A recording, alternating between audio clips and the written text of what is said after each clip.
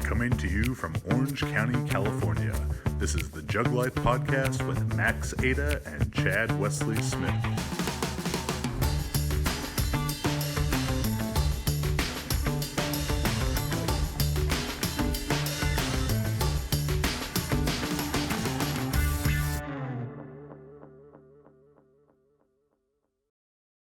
Hey everybody, Chad Wesley Smith here, bringing you another episode of the JuggLife podcast. I'm joined, as always, my co-host extraordinaire, magisterial Max Montana. And yes, I do use a website for adjectives that start with M. And magisterial, while it could be like the king's assistant, it also, what was it that you were like a regal and classy, which is obviously a total lie. Yeah. But magisterial Max Montana, how you doing, buddy? I'm doing pretty well. How are you guys doing? We are here at Arlington Strength in Arlington, Texas, with this fine group of people. Today's episode is brought to you by Lone Stars and Deadlift Bars. It's a lifestyle. We're going to be we just went through a squat clinic with everyone here, working on technique, and now we're going to talk a little bit about exercise selection for the squat and different phases and different considerations to make. Then we'll be taking some questions, so let's just go ahead and jump right into it. So who is familiar, by a show of hands, through our YouTube, books, all that stuff, with the concept of phase potentiation? All right, so phase potentiation is a fancy way for me to sound smarter than I am by saying using one part of training to improve the potential of the next part of training. And this has to happen in a logical, strategic sequence. And the way that we do that is hypertrophy training, so training to build bigger muscles. We take those bigger muscles into a strength phase, and teach those bigger muscles how to produce more force. Then we take those bigger, more force-producing muscles into a peaking phase and hone the neural qualities of the one rep max and the technical execution of 1 rep max, straight bar, 2 depth squat in whatever your competition equipment is, pause bench press, deadlift from the floor, no straps, all that stuff. How you do it in the meet. So through those phases, there's some considerations to make about how you choose your exercises that are better suited for each part.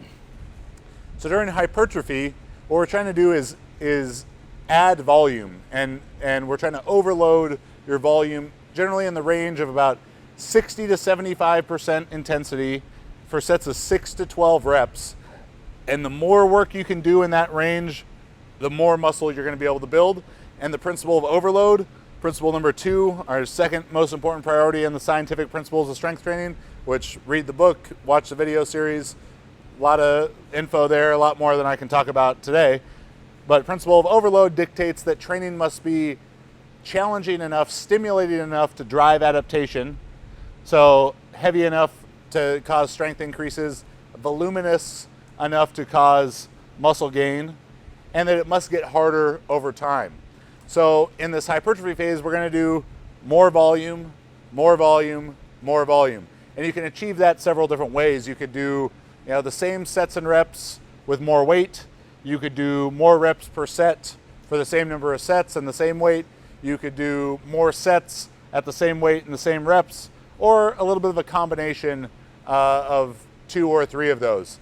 I prefer not to just add reps per set, as that's you could run into a problem of fatigue management where you're training too close to failure too soon, or you could get into training, sets of 15, 20 reps, which while still very useful for muscle building, are maybe too general for powerlifting, or maybe too fatiguing, and might run into an issue of training more for muscular endurance than just for muscle size. So we want to stay in that 6 to 12 rep sweet spot for the most part. And there are exercises, for the squat particularly, that are better suited to training more volume, particularly when you consider, and I feel myself saying particularly a lot of times here. He's just self-conscious about that. All right used to be the one. There's a video where I say all right, because with a crowd like this, I'd say whatever thought I'm thinking is all right, and looking for like, yes, that is all right, or no, what the fuck are you talking about? There's a video, I said it 46 times in 15 minutes. Because I treat the camera like I'm talking to a person. I try and do it like that. So I was checking with the camera every time. All right? All right, He thought the camera was Matthew McConaughey at the same time. I'm convinced that Matthew McConaughey in that movie, he didn't even know that they were making a movie. That's just him, and he just kind of wandered onto the set. What y'all doing over here? What are all these cameras for? And all right, I digress. So there are exercises that are better suited for training with more volume. In the squat, and when you have to consider training the squat, bench, and deadlift together particularly. So who in powerlifting meets, or if they're taking a 1 rep max in training, is going to squat with a lower bar position? Most people will, all right? The low bar squat obviously involves more back than a high bar squat or a front squat. And if we're training really high volumes with the low bar squat, the back may be too fatigued to also train high volumes alongside that in the deadlift. And as you get into training 4, 5, 6, 7, 8, the mythical 8 sets of 8, in the low bar squat, who has times where they train a bunch of low bar squats and their arms hurt like crazy after? I know, I've been there. So that's going to prevent your ability to also train high volume in the bench press. So the high bar squat, front squat, those are both going to be better options during hypertrophy, high volume training than the low bar squat. They're going to build muscle in the quads, the muscles most responsible for a big squat. They're not going to beat up your arms the same way. You're going to be able to train high volume. It's going to give you some variation, to break up the staleness of training, to avoid what we call adaptive resistance, which is basically just doing the same thing for too long. Avoid staleness, just avoid staleness in training. So during hypertrophy training, our preferences are to use the high bar squat, the front squat, belt squats, which is a belt hanging from your waist, no loading of the back, which is great, particularly if you fall into that strong back, weak legs group, which again, we have a whole video just about that. If you're in that group, and even if you're doing high bar squats or front squats, a quad dominant variation, but you hit the hole and your hips shoot back and you still good morning it up, you can do that with a high bar or front squat. Your back is just going to keep staying stronger than your legs that way. But the belt squat, there's no way for your back to act on the bar, so your legs have to do all the work. Exercises like leg press, hack squat. I think powerlifters and strongmen and everything demonize machine training for a long time. It's not functional or whatever. During hypertrophy, I think it is important to put more emphasis on the muscle over the movement. All right, high bar squats are not so different than low bar squats that if you don't do a low bar squat for a month or 2 months when you're 8-10 weeks out from a meet, you're not going to forget how to do them. All right, this is how different high bar and low bar squats are. About an inch or two of bar placement on your back. The technique is not necessarily very different beyond that. So you don't need to worry about forgetting how to do the technique. They're similar enough, and the high bar squat's going to allow you to train the muscle more. Leg press, hack squats, and then unilateral type of training, walking lunges, step ups, split squats. Those are all going to be things that you can train really high volume with. In regards to how you should sort of proportion your training between those, if you do a bunch of sets of high bar squats, that's always going to help you build more muscle than doing a bunch of sets of lunges. All right, so we want to prioritize the big exercises first and use this analogy. If you were to think of a bucket and you put a couple big rocks in the bucket, you get to the point where you can't add any more rocks, but the bucket is not full. So the bigger rocks are squat, bench, and deadlift, and they're close variations. All right, but the bucket's still not full. The bucket is your MRV, your maximum recoverable volume. So let's pour some gravel into that bucket now. The gravel, all right, is that next tier of exercises. Maybe leg press, hack squat, belt squat. You get to the point where you can't add any more gravel. The bucket's still not full, but you can't add any more gravel. Then we pour the sand into the bucket. That would be that next tier of exercises. Step ups, split squats, lunges, maybe even direct hamstring work like like GHRs or hamstring curls, maybe even leg extensions if that doesn't bother your knees. You know, people look at some of those like, oh, that's just a gym bro, like a stupid bodybuilder exercise.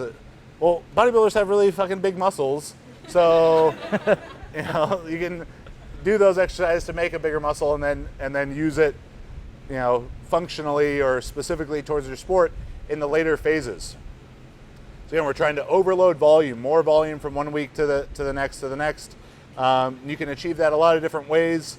The way that we generally prefer to do it is small increases in both the weight on the bar and the number of sets that you do per week.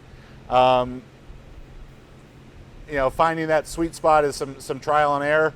Probably the most common periodization scheme that we'll use, and it's really, really effective for beginners, very effective for a lot of intermediate lifters, assuming that they can recover decently well, is very simple. Week 1, maybe an 8 rep max at a 7 to 8 RPE, like a conservative 8 rep max. And then we drop down 8 to 12% and do 3, let's call it right now, 3 back down sets, 3 sets of 8.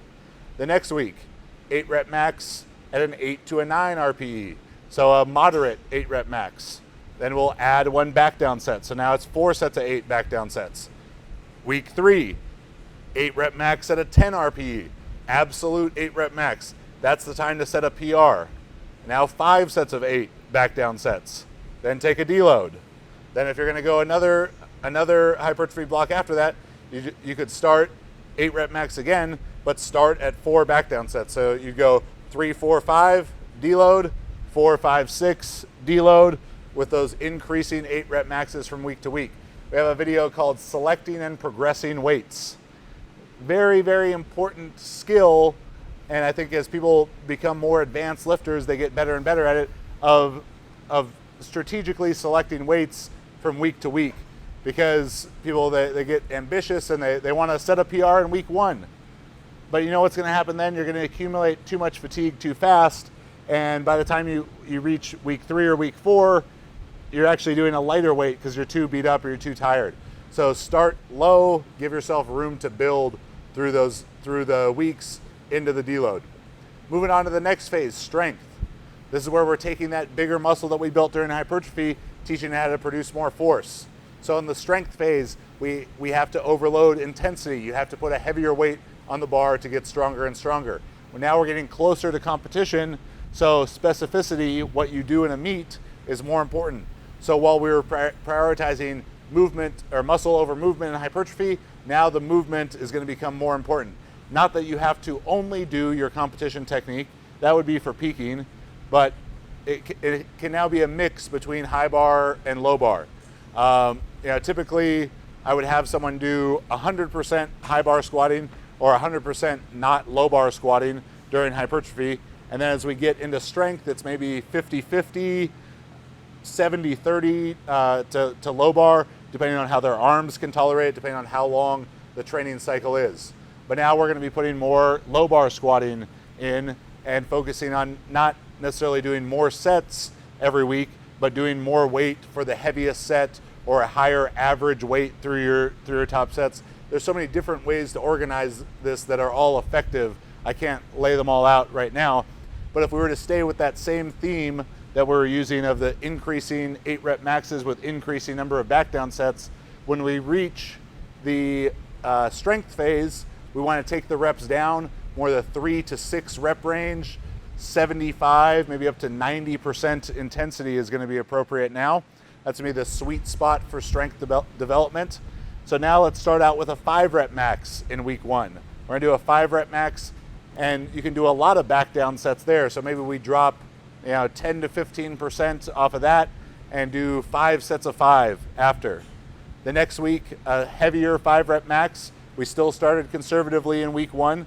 So 7 or 8 RPE. Week 2, 8 to 9 RPE, moderate 5 rep max. Now with 4 back down sets. The weights are getting heavier, so you're not going to be able to do as many sets. That's fine, that's expected, that's all part of the plan.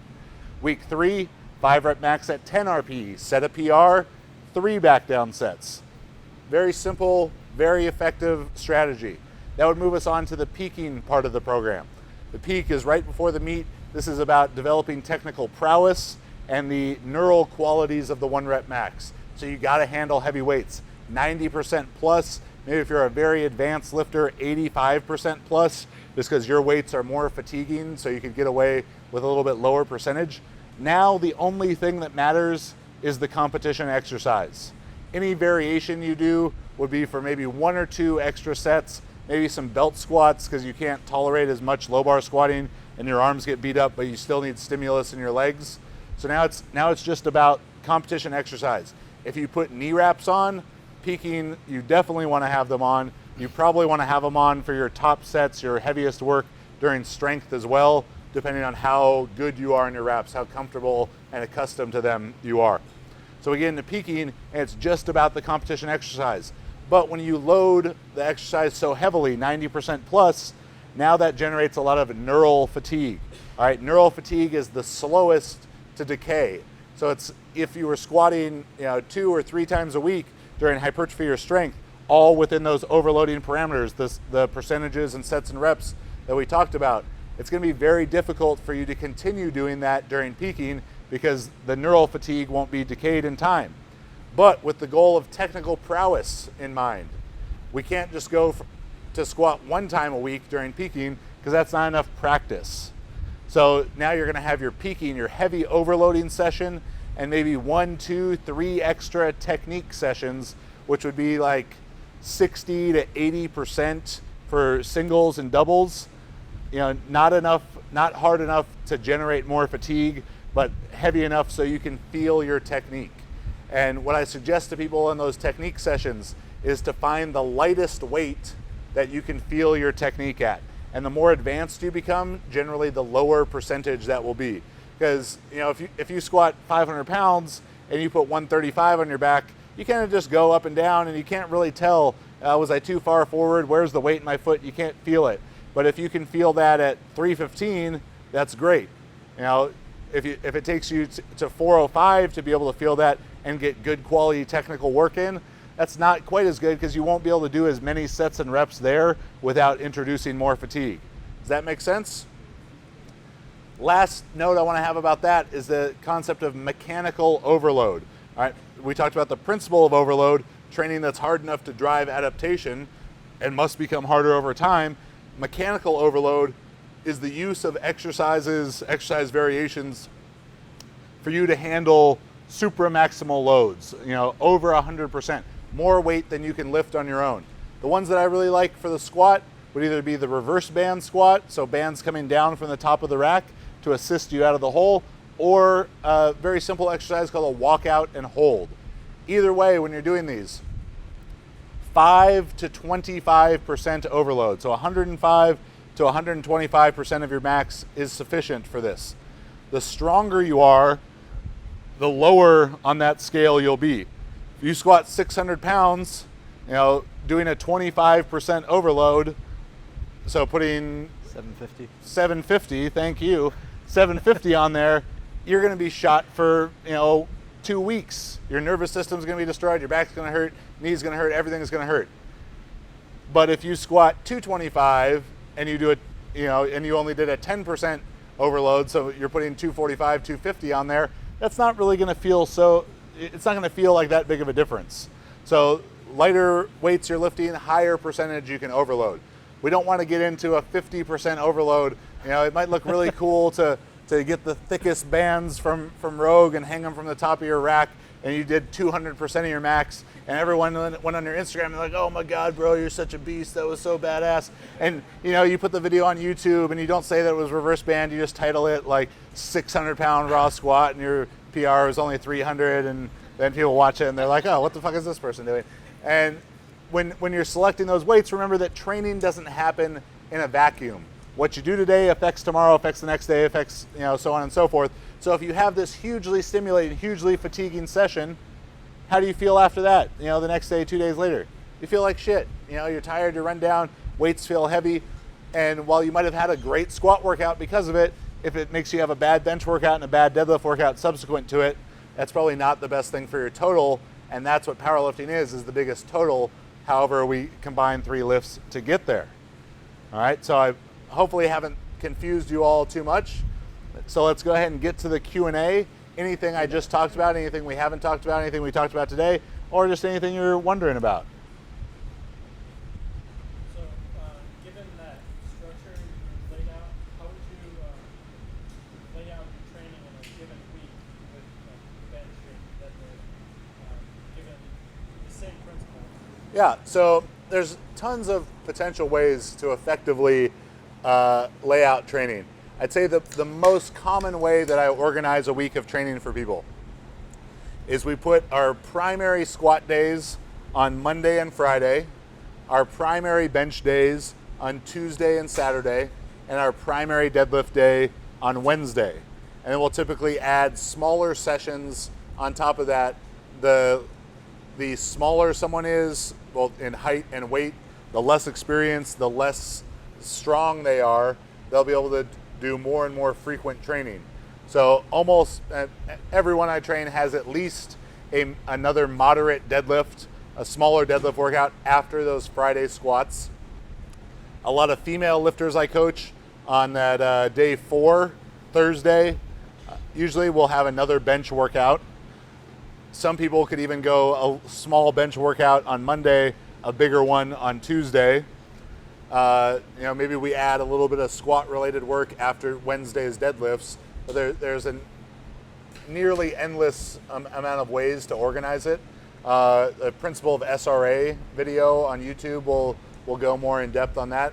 We're going to be recording soon a how to find your frequency video, taking all these individual differences into account. Height, weight, experience, gender, hormones, diet, sleep, strength, all these different things, and help you, find a better starting point of what to do with your frequency, and then you can make smaller micro adjustments off of that based on experience. Other questions? So you talked about doing high bar as a way to kind of provide relief for your arms and your back. How do you feel about using very specialty bars like safety squat bar or double low and things like that? Those are all good variations, right? I mean, the Duffalo bar, the bow bar, does basically the same thing as a high bar squat. It kind of puts your elbow down a little bit lower, puts your hand lower. So to me, that's an interchangeable exercise, high bar or a Duffalo bar. It might have a small variation where the bar kind of moves a little, but it's so insignificant. Safety bar squats are also a great exercise that can take the place of high bar squats. That's a little bit different because it puts the weight a little bit forward of you. If you put your hands on the bar instead of on the handles, it'll bend your back over a little bit more, so it puts a little more stress on your upper back. Something to be aware of. But in general, I would say those exercises are essentially in the same family of exercises. They're not so far removed from a high bar squat that they don't fall into that same category. So good choices for hypertrophy phase, just like a high bar squat. Yeah, if there was any drawbacks to them, because of the camber of the Duffalo bar, while the bar is sitting high up here, right, it's a little bit lower there, so it's like halfway between a high bar and low bar squat. It's a high bar position, but a low, more similar low weight position. Safety squat bar is kind of between, front squat and a back squat. So you're not going to be, likely I'm really bad at the safety squat bar. I used to be good at it, but then I somehow became bad at it and would do high volume and make myself throw up behind the gym. But but you won't be able to use as much weight probably in the safety squat bar, so it's not quite as good at overload, but it's even less stress on the arms. So if your bench is lagging relative to your squat, safety squat bar can be a great option there and allow you to do an extra set or two of bench per week. Other questions? So my deadlift's a lot stronger than my squat. Is there a way to address that besides, just tons of work? Is there a way to narrow that gap? Yeah, definitely. So the question with the deadlift being much higher than the squat. So with that, we're identifying that you would be in the strong back, weak legs group relative to that. We have a whole video about this called Assessing Leg versus Back Strength and talk about solutions for it, but I'll talk about them here again. If you're in strong back, weak legs, you could do high bar squats, you could do front squats, quad dominant exercises, but you hit the hole, your hips shoot back and you good morning them up. You can still do that even with the quad dominant exercise. So the only thing that we can do is eliminate the back from being able to move the weight. So belt squats do that because the weight's hanging from your hips. Leg press, hack squat, they do that. When you do high bar squats and front squat, be mindful to really push your knees forward, to force yourself to stay upright. If you go to weights that you can't do that, you can't maintain that position, then it's not going to get the effect that you're looking for in this situation. Split squats, lunges, step ups, those are all going to train the legs in absence of the back. So those are all good options. Other questions? What would you do in the case of the reverse, where the squat is super strong? Yeah, so if your legs are stronger than your back, now we need to do more direct back training. Conventional deadlift is going to be the most effective thing for that. Obviously, that's very fatiguing, so you can get into other variations, RDLs, good mornings, back raises, strict reverse hypers, all those can be good. And from a technique standpoint, being very active, driving your upper back into the bar, so you're effectively using all the back strength that you do have. So, something to remember too about both problems, weak back, weak legs, you also have to try and counteract the fault in your technique when you train. So when you do squats, you need to find those effective ranges of weights that allow you to perfect the technique with as much weight or as much intensity as possible, that you're still able to, the intensity should be so much that you're focusing on doing it right, but not so light that if you don't focus, it's easy. Does it make sense? So it should be heavy enough that you have to try to do it correctly and train yourself to do it correctly, but if it's too light, you'll just do it, however you want. So in addition to fixing the weakness, you also have to perfect the execution of the lift. So don't forget that that's a part of it, right? All your warm-up sets, all of your work sets, those should be dialed in technically so that you're reinforcing the muscle that you're building, you're reinforcing the technique and the strength that you're gaining. Make sense? To that effect, I'm sure a lot of you are squatting today and you're listening to what Max and I say and you're thinking about 10 different things as you go. And it feels kind of shitty as you're doing it, and it's slow. And so as you're thinking about cues during training, a sort of simple rule for that is weights less than 70%, you could think about 3 cues per set. All right, maybe something for the setup, something for the descent, something for the ascent. As you get into those 70 up to 85% weights, 2 cues per set. As you get into training at 85%, 90% plus 1 cue per set. When you go to a meet, no thinking. All right, you do a great job of thinking about the technique, being deliberate and focused in training. When you get to a meet, the technique you have is the technique you have. You're not going to make some adjustment, some big technique improvement when you get to a meet. And every little bit that you think, it's slowing you down. Yep. So we have to do a great job of thinking about your technique in training, not overthinking it, but thinking about it in training and purposefully working on it so that when you go to a meet, you can shut your brain off, because training is the time for thinking, competing is the time for doing. Other questions? So you got a big bencher, and we already went over modalities like the bird dog and the scap and the retraction. But as you start to peak more and pain, your elbows and shoulders start to get beat up. Should you change your benching or your splits for training to accommodate that low back squat?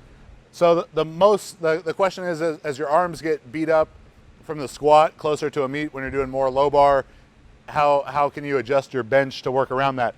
Simplest thing you can do, and the split that I gave of squatting on Monday and Friday, benching on Tuesday and Saturday, just flip those days is a simple thing. Bench the day before the squat, because a heavy bench isn't going to affect the squat day the same way that a heavy squat would affect the bench day.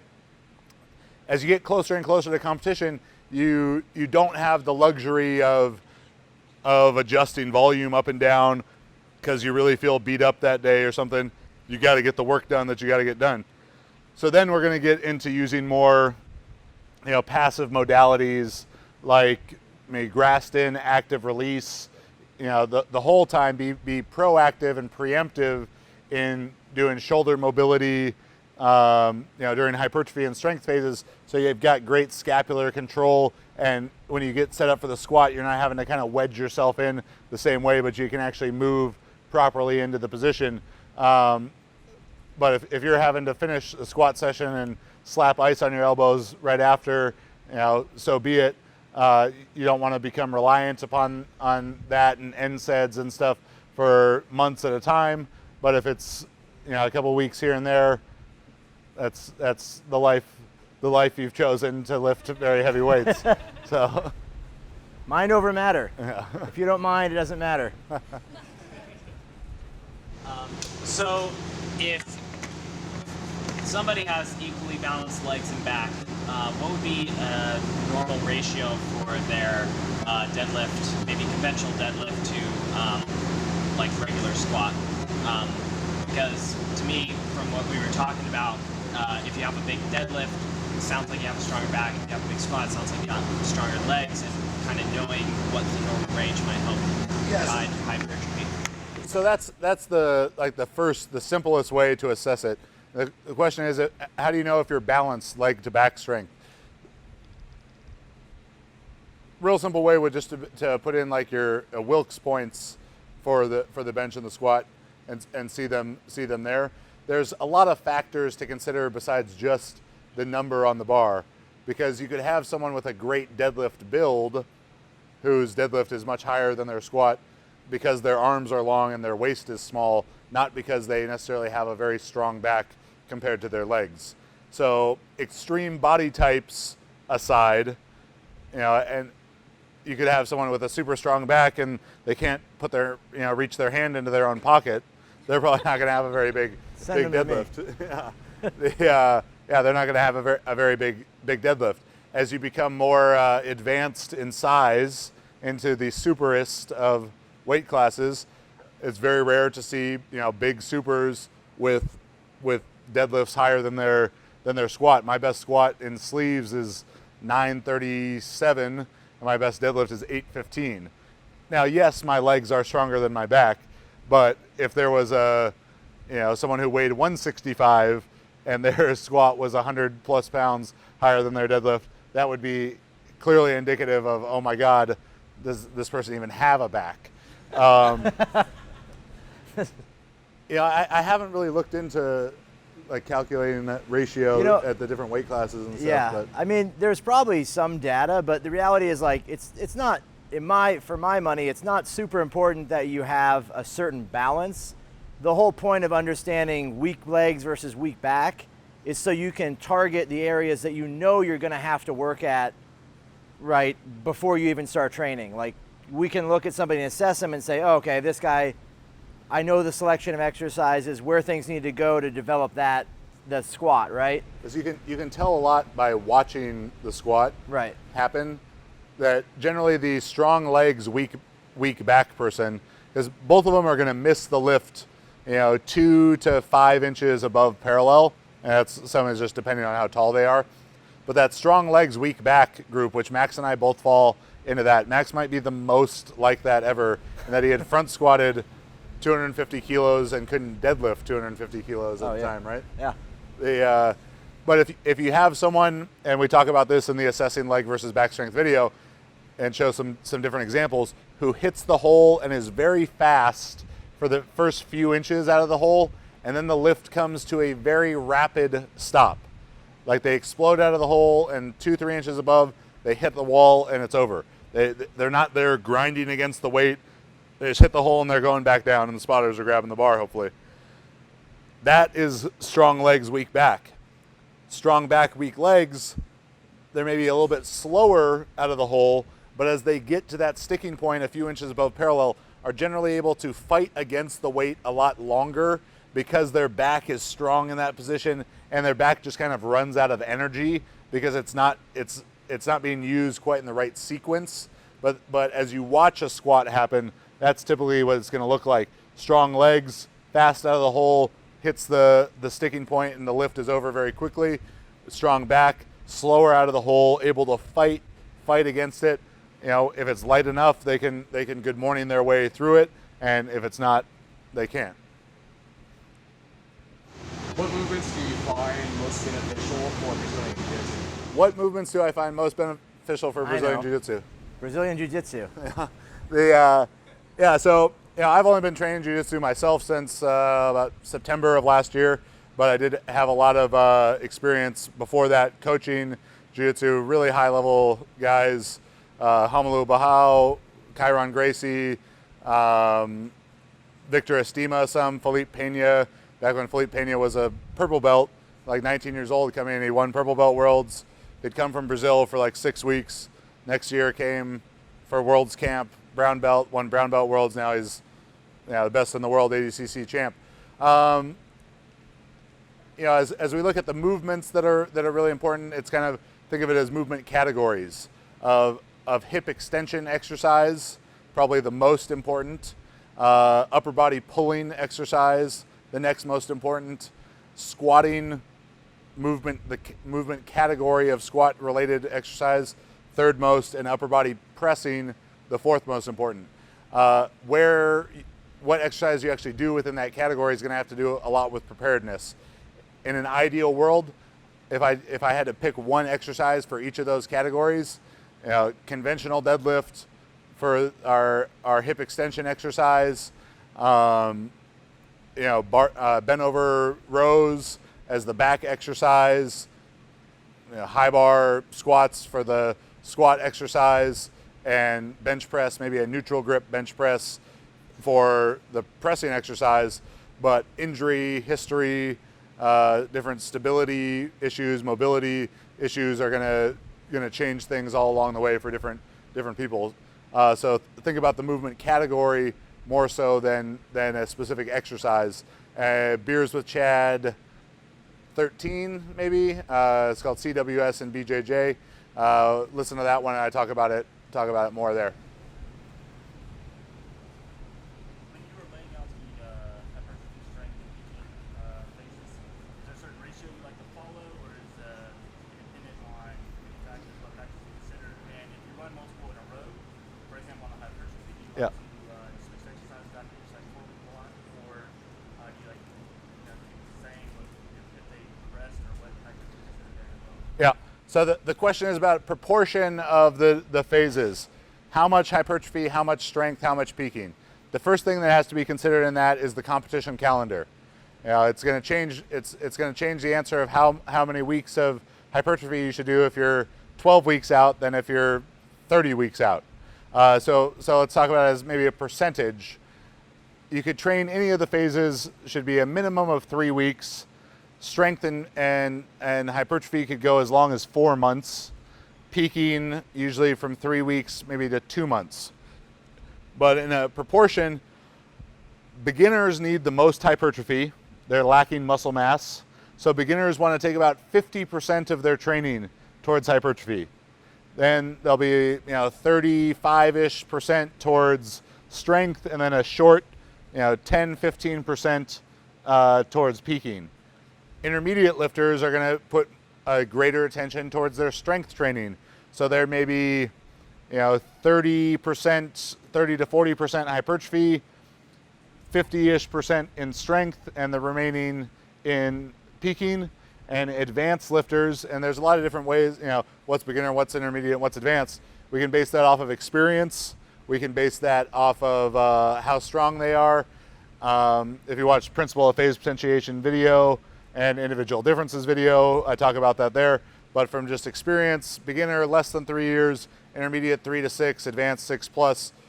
A lot more things to consider than just that. But the advanced lifter is going to be focused more on more on peaking, depending on how advanced they are. If they've maximized their weight class, if you're Dan Green and you're cutting 15 kilos of body weight to make 220s, it's probably not going to behoove you to do a long hypertrophy phase and add more muscle so you have even more to cut. It still might be useful to do a high volume training to build up work capacity, to fight off staleness and avoid adaptive resistance, but at that point it would be a misnomer. It would just be a high volume training, not hypertrophy. So advanced lifter could be, let's say, from 0 to 20% in hypertrophy, from 20 to 50 to 60. If they did no hypertrophy, we could get into 50 or 60% of their training is strength, and then the rest is going to be peaking. As far as changing exercises as you go, the main exercise, if you're focused on high bar squatting in hypertrophy, even if you're going to do 4 hypertrophy phases in a row, that could be the main exercise throughout the whole time. You could change up the smaller exercises after it, and this all becomes a question of two concepts: directed adaptation versus adaptive resistance. Directed adaptation, if you want to get better at something, you got to do it. You got to do it with focus for an extended period of time. Adaptive resistance, the longer you do the same thing, the less effective it becomes. So finding that sweet spot between the two is sort of the art of coaching. Generally, I'd say that main exercise, doing it for 3-4 months at a time is fine. And because the load is going to change, and that's a change in stimulus, you won't run into too much adaptive resistance there. That secondary exercise, the leg press, hack squat kind of stuff, you could run that for maybe 2 months at a time, and it'd be fine. And then those smaller exercises, you could change those every month, but you definitely don't want to be changing them every week. Your body's not going to adapt that fast. Novel stimulus to the body doesn't have to be a different bar, a completely different exercise, because more weight is a new stimulus. Very subtle changes, foot position, hand position on the bench are new stimulus, and are going to help you avoid adaptive resistance.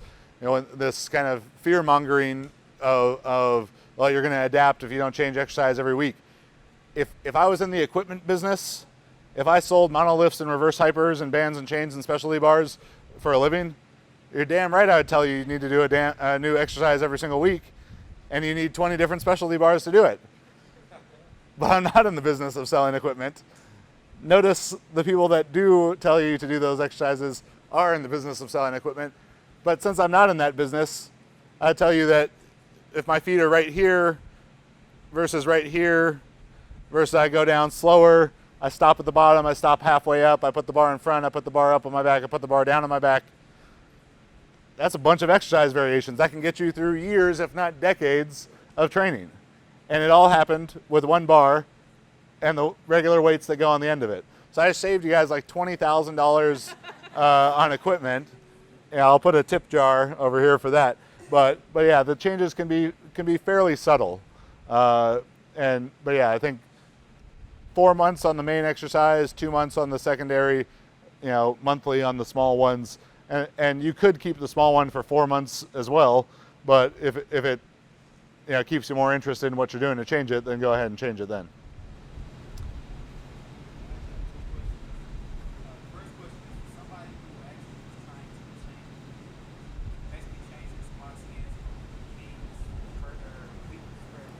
Yep. Is there different accessories you would say going to strengthen that particular stance?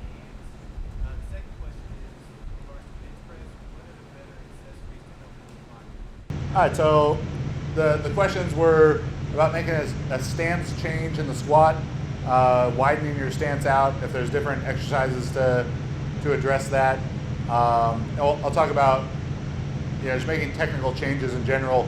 And the second question, Max will talk about exercises for strengthening the lockout and the bench press.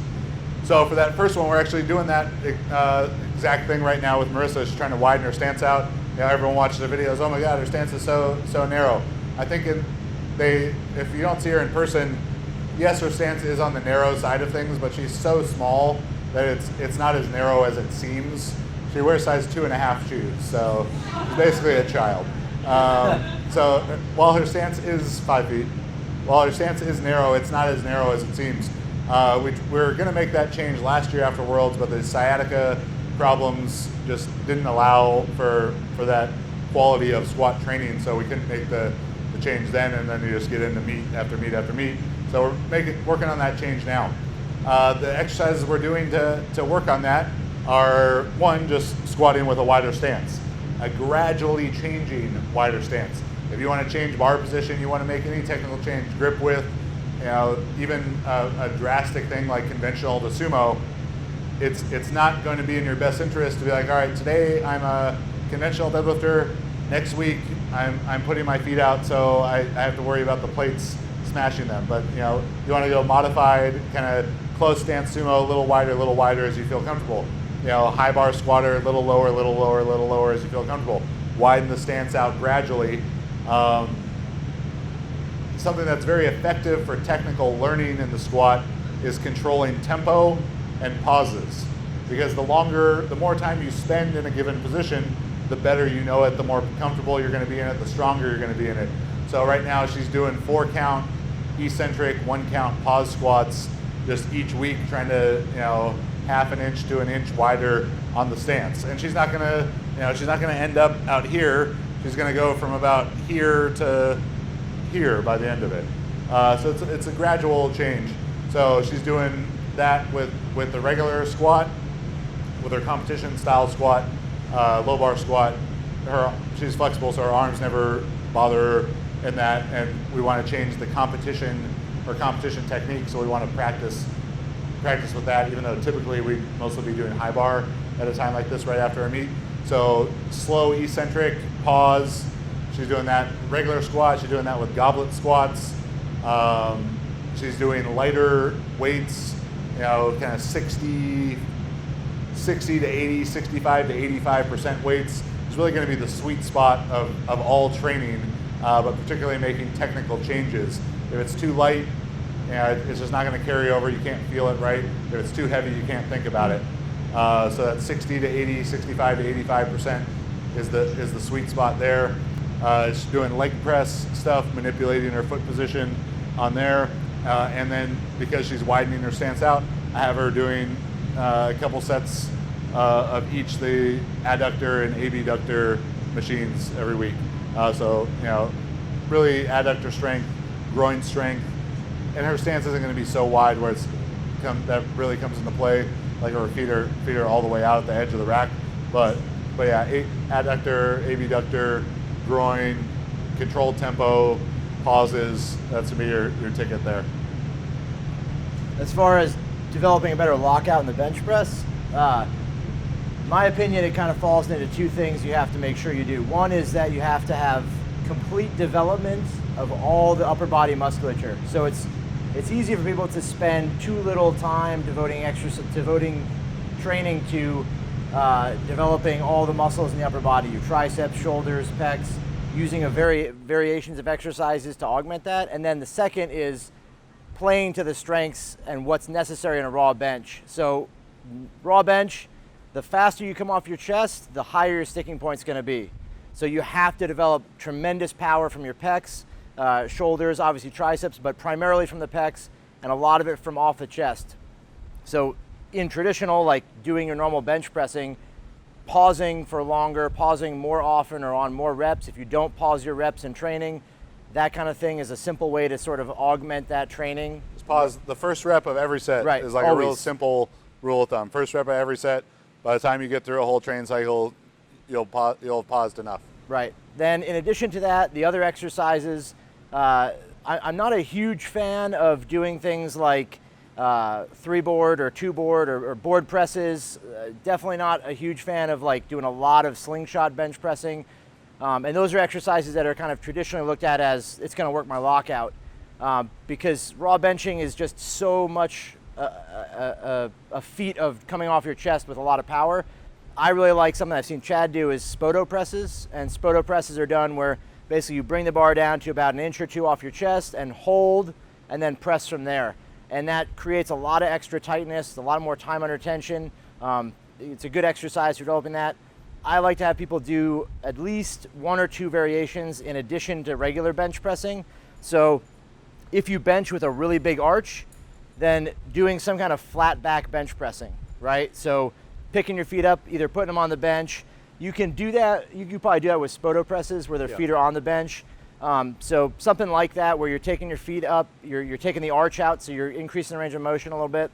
And then something like a close grip bench press or an incline press, or both, depending on what people benefit from. The best bench presser I ever coached she might still hold the all-time American record in the bench. I think she did 319 at 165.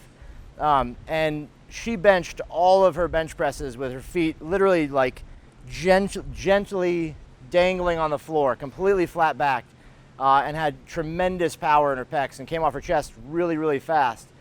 So, you know, that is a super, super important part of it. That goes for any of the lifts too. Right. You get better at the start of the concentric, the more likely you are to carry through the rest of the way.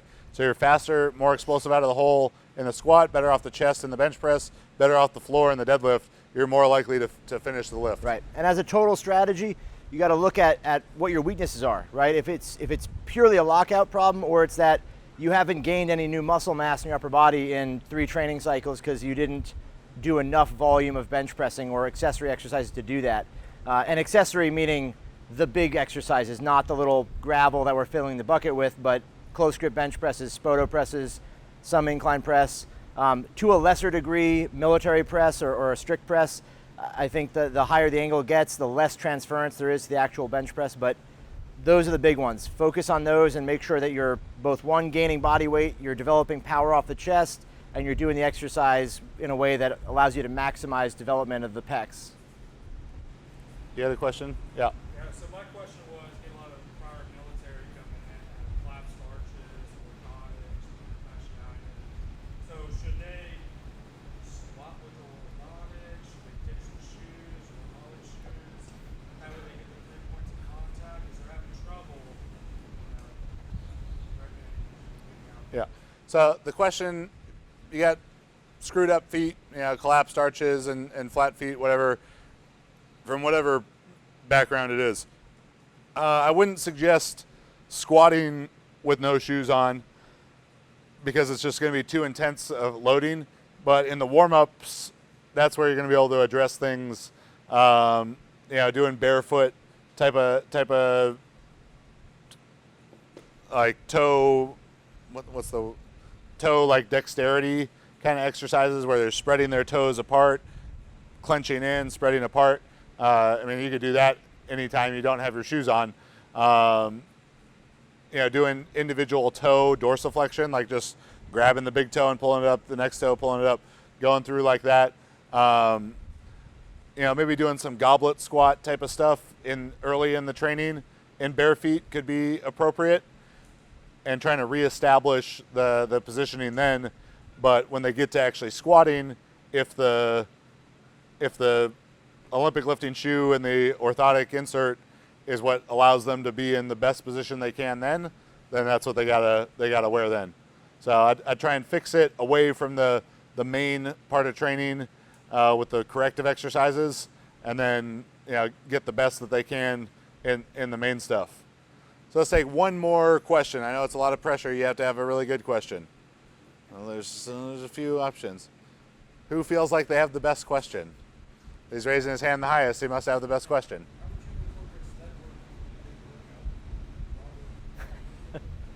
Yeah, so training with the sled as a general physical preparedness exercise is fine. It's really too general to even fall into powerlifting categories, in my opinion. If you want to, get in better shape for powerlifting, do more squat, benching, and deadlifting for more reps, for more sets with controlled rest periods. Once you get through a hypertrophy phase, and I've squatted 8 sets of 8 at above 500 pounds. Like, you'll be in plenty good enough shape for powerlifting to do that. If you want to, use recovery modalities like if you're using the sled, something as an active recovery tool. Well, I think you'd be better served to just go in and do very light squatting and deadlifting, because then you're going to get the blood flow into the exact muscles that need recovering, but you're also going to be able to get some level of technical development as well. So finally, if you're using the sled because you like doing it, and it makes you breathe a little bit hard and feel better, more power to you. When you do that, sled, prowler, whatever it is, you do not want to get into a highly lactic state where your muscles are burning really bad, or you're throwing up or something like that, because that's making you weaker and less powerful for a strength sport. That could occasionally have a role in strongman where lactic tolerance is important. But I'd use the sled or the prowler in a tempo interval, and this is an idea from a track coach, Charlie Francis. So it might be maybe a 30-meter sled pull at 60 to 75% intensity. If you want to be really specific, you could time like your fastest one and take 60 to 75% of that, or you could just kind of go by feel. So it's not a jog, it's not a sprint, it's a quick run with it. Pull that 30 meters, you drop down, do 10 push-ups or 20 to 30 reps of abs, and then walk 30 meters and back, then go again. 20 reps, push-ups, abs, walk down and back, go again. So your heart rate is getting high enough that you're developing some aerobic capacity, but it's not so hard that you're going to go real lactic with it. And then real simple progression. Maybe the first week you do 2 sets of 6 like that, with 1 rep being the sled pull, push-ups, second rep next way, and then once you do 6, you rest 3 to 5 minutes and then go again. Next week 2 sets of 8. Next week 2 sets of 10. Once you're doing 2 sets of 10 of that, maybe the pace increases a little bit, but that's going to be more than enough to be in shape for powerlifting. If it's body composition type of stuff, that's going to deal a lot more with diet. I've done a lot of conditioning in my life. I was still fat the whole time I did it because I ate whatever I wanted. All right. So this was another episode of the JuggLife. We thank you very much to all the fine people here at Arlington Strength in Arlington, Texas, for being great guests for us today. If you like the JuggLife, go on iTunes, give us a 5-star review, write us something funny or nice. Helps more people find the podcast, and we always appreciate reading them. Upcoming events, we will be on Long Island on August 19th for the Juggernaut Performance Summit. Max talking about technique, myself programming, Dr. Mike on nutrition, Dr. Quinn on mobility, and Dr. James Hoffman on recovery. You can earn yourself some CEUs from the NSCA. Even you fine Texas people can do that. We've come to Texas for this before, but last year in New York, we had people from 22 different states, even from Vancouver, Canada, Nevada, all the way out to New York. It's a big airport. It's easy to fly into. So check that out if you want to. We'll be recording part of it, but not releasing the full version as recorded, at least not for like a year or something after. Otherwise, online coaching. We do online coaching for powerlifting, weightlifting, super total, strongman, and power building. And you can find out about all of our different programs at juggernautcoaching.com. Subscribe to our YouTube, where we release 3+ videos per week, all thanks to the world's strongest videographer, Shorty Sedang, 500-pound deadlifter, this man right here. Yeah, Shorty. And by far the hardest working Juggernaut employee. And yeah, that's about it. Max, where can they find you? You can find me on Instagram, Max_Ada, on Facebook, or you can email me, max@jtsstrength.com. And I'm Chad Wesley Smith, at Chad Wesley Smith, and at Juggernaut Training on Facebook and Instagram. This was the JuggLife, and we'll see you next week. Hey, thank you.